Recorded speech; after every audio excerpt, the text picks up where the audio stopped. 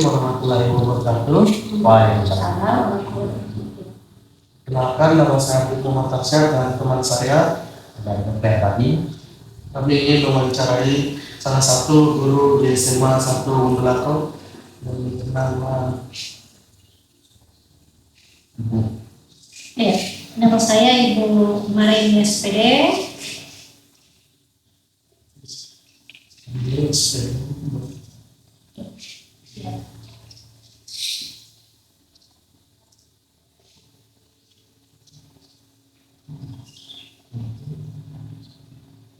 saya sekolah SMA 1 Belato.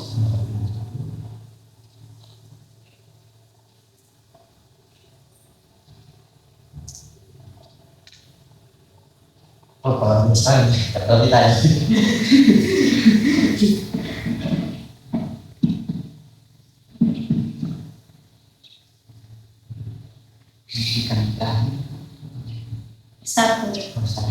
Satu garis miring A4 atau mau 4.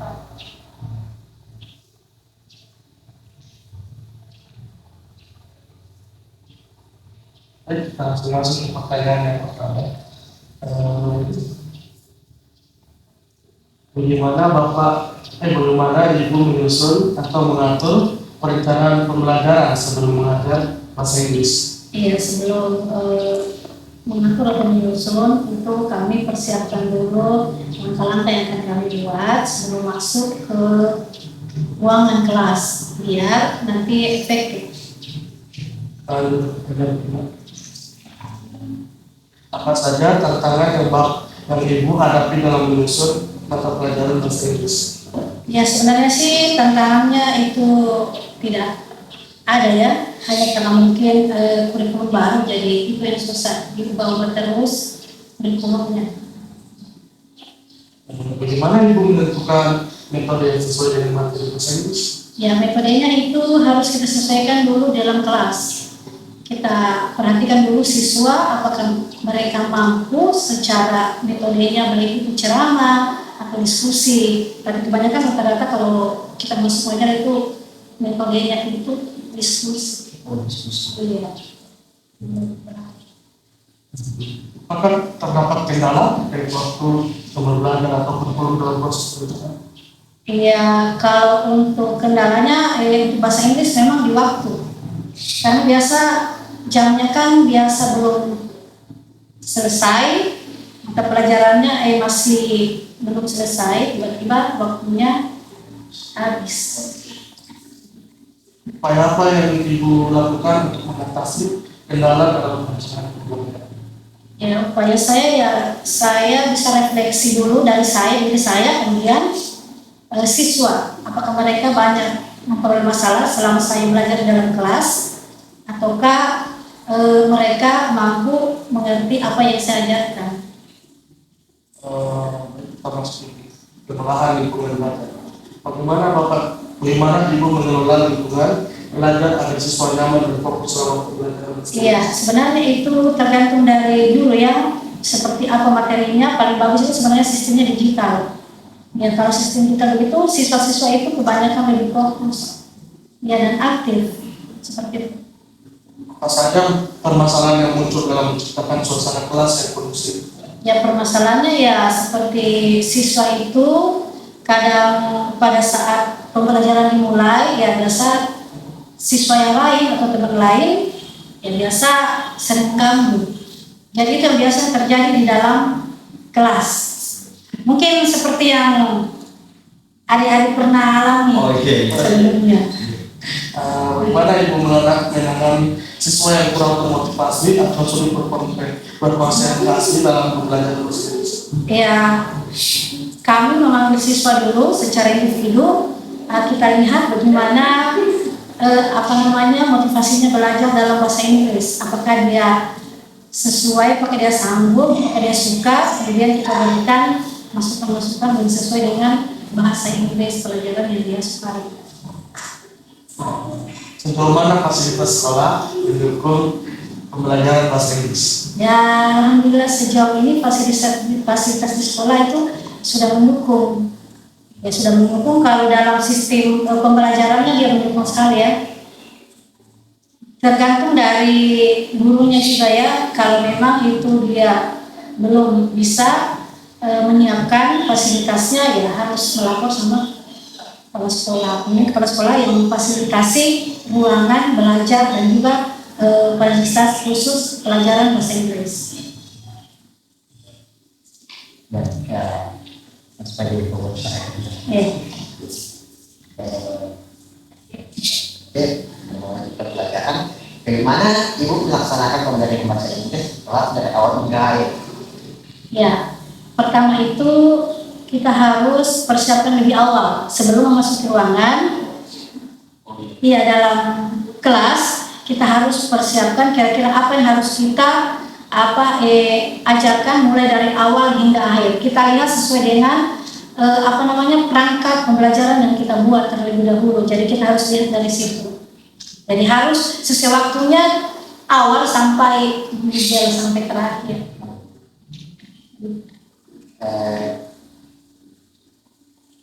Kalau soal permasalahan apa yang sering muncul soal proses pembelajaran berlangsung? Ya, kalau permasalahan yang sering muncul itu biasa kalau untuk bahasa Inggris itu di pronoun, di pengucapan saja, pengucapan dengan translate-nya. Nah, jadi kita harus banyak-banyak menguasai ya kosakata atau perbendaharaan kata. Jadi di situ biasa terletak dari pronunciation-nya dengan iya, translate-nya. Dari situ. Misalnya itu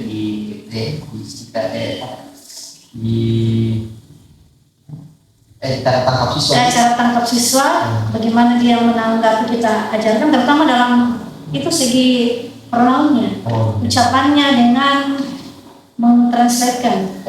Di situ, iya, menerjemahkan. Bagaimana Ibu menempatkan media pembelajaran, misalnya video, audio, atau aplikasi dalam mengajar bahasa Inggris? Iya, kalau masalah video atau pembelajaran itu kita sesuaikan materinya. Kalau misalnya materi pelajarannya sesuai dengan misalnya materinya tentang digital elektronik, maka kita guru harus menyiapkan video pembelajaran tentang materi yang ada, yang sesuai dalam perangkatnya, RPP-nya itu harus sesuai. Tidak boleh lain yang kita ajarkan, lain yang kita ambilkan video. Seperti itu. Kan sudah lain tuh, sudah beda itu materinya. Kalau materinya materinya tentang itu tadi digital tuh masalah digital ya. Kira-kira apa yang ada dalam digital itu? Ya, misalnya kan digital itu misalnya seperti security itu, misalnya di situ kan ada pelajaran seperti security, apa itu security, digital AI, ada itu AI. Di situ, makanya di situ kita lihat. Kita bukakan itu, kita perjelaskan sesuai dengan video-video pembelajaran yang menyenangkan. Selanjutnya, apakah ada kendala dalam memberikan media atau teknologi tersebut? Sejauh ini, kalau untuk masalah kendalanya ya sepertinya tidak ada. Iya, kalau kendala seperti itu kalau dalam bentuk video, tergantung saya sekolah apakah sudah siap videonya, pasti anak-anak juga senang itu kalau dalam video pembelajarannya, cepat tangkapnya. Baru mereka semangat dengan aktif kalau mereka melihat video yang kita tampilkan, paling senang. Itu senang dengan sesuatu yang iya, secara visual mereka suka sekali. Jadi mereka itu fokus sama itu, yang sama visualnya yang sama video. Pertanyaan berikutnya, bagaimana Ibu melakukan evaluasi hasil belajar siswa dan apa kendala yang ditemukan pada tahap evaluasi? Ya, kalau evaluasi siswa itu setelah kami memberikan asesmen atau penilaian terakhir, maka kami dulu itu melihat kira-kira sejauh mana nilai yang didapat oleh siswa tersebut. Kalau memang mereka tidak mendapatkan nilai sesuai dengan harapan, maka kami guru refleksi nilai kembali. Seperti itu terus. Kendalanya itu ya di situ, nilai yang kami harapkan tidak sesuai dengan yang kami inginkan, gitu ya. Padahal kami guru sudah memberikan semua materi apa yang sesuai, tapi mereka belum terlalu menguasai. Di situ kendalanya. Lanjut ke peningkatan kompetensi sendiri. Apa saja upaya dari ibu yang akan dilakukan untuk meningkatkan kompetensi profesional sebagai guru bahasa Inggris? Ya, kalau saya ingin meningkatkan kompetensi saya itu saya biasa mengikuti kegiatan-kegiatan atau pelatihan-pelatihan supaya kompetensi saya lebih baik lagi yang sebelumnya saya dapatkan. Iya. Semoga menjadi guru profesional. Amin. Dan kedua, apakah ibu aktif mengikuti pelatihan workshop atau MIMP bahasa Inggris? Kayak apa saja manfaat yang bisa kita ambil dari Iya. kegiatan? Kalau kegiatan yang KMP pelatihan itu saya biasa ikut. Ya biasa diadakan baik itu setiap MGMP kurikulum atau semua guru. Kemudian bisa juga kita kayak seperti sosialisasi terhadap pelajaran, manfaatnya itu sangat baik karena apa yang kita dapatkan bisa kita kembali ke sekolah, praktekkan dan berikan kepada teman-teman kita. Gitu, itu manfaatnya ya. Kita gunakan manfaat. Kita gunakan manfaatnya kepada teman-teman. Kita presentasi semua atau kita kasih hasil yang terbaik yang pernah kita dapatkan dari pelatihan atau sosialisasi. Yang maksudnya pertanyaan ketiga, kendala apa yang menghambat ibu dalam mengikuti kegiatan pengembangan profesional? Ya kalau yang seperti itu yang kendalanya itu tidak ada. Iya, karena semua itu sudah dipersiapkan dan sebelum kita mengikuti itu sudah diberitahu memang bahwa persiapan-persiapan harus kita ikuti harus seperti itu. Jadi kalau mungkin kendala mungkin di bidang elektronik saja, maksudnya kayak alat-alatnya saja itu, ya seperti misalnya laptop itu kurang, cuma di situ saja kendalanya. Kalau itu dalam pemberian materi itu aman-aman. Saya kendalanya. Sejauh mana dukungan sekolah dan membantu peningkatan profesionalisme ini? Alhamdulillah sejauh ini sekolah mendukung sekali sebenarnya dengan pengembangan karena di sini di sekolah kepala sekolah itu ingin melihat guru-gurunya profesional. Jadi itu setiap ada kegiatan baik itu di luar kota atau di dalam kota itu setiap guru atau pelajaran itu diikutkan. Ya, karena apa kebutuhan atau harapan ibu untuk dapat berkembang lebih baik sebagai guru bahasa Inggris? Ya harapan saya sebenarnya itu tidak terlalu banyak ya. Saya itu pihak sekolah saja menyiapkan segala kebutuhan-kebutuhan di dalam sekolah, termasuk seperti berbahasa Inggris itu harus disiapkan semua fasilitasnya. Yang itu ya yang menjadi inti utamanya karena tanpa fasilitas juga pembelajaran itu di kelas tidak akan berjalan dengan baik. Iya, itu saja.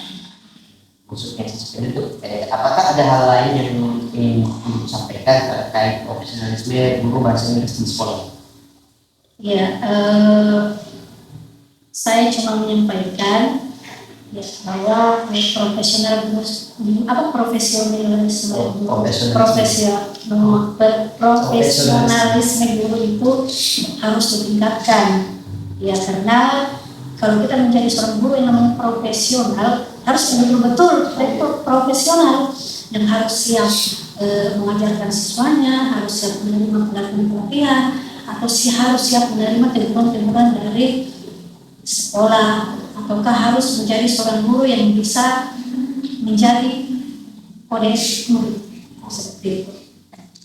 Dan menjadi seorang guru itu harus seorang guru yang profesionalis. Terima kasih karena ibu partisipasi dalam tugas kami. Iya. Kami ucapkan terima kasih banyak. Ya, sama-sama. Ada kata-kata kesan yang ingin ibu sampaikan sebelum mengenai wawancara? Iya, kesan saya untuk kepada kalian, kepada siswa ya, I am proud, saya bangga ya, karena termasuk siswa juga yang saya ajar, ya kembali kepada saya dan bisa menjadi seorang mahasiswa yang betul-betul bisa memberikan banggaan untuk sekolah di semua. harapan saya semoga kalian bisa menjadi seorang mahasiswa yang membanggakan, termasuk kami guru bahasa Inggris di sekolah semester 9. Amin. Insyaallah. Iya. Kami tutup wawancara ini dengan salam. Ya, Waalaikumsalam warahmatullahi wabarakatuh. Terima kasih. Kasih ya. Tapi Bi, awas kamu lupa Bi. Kena. Satu, semuanya dulu. Terima kasih banyak.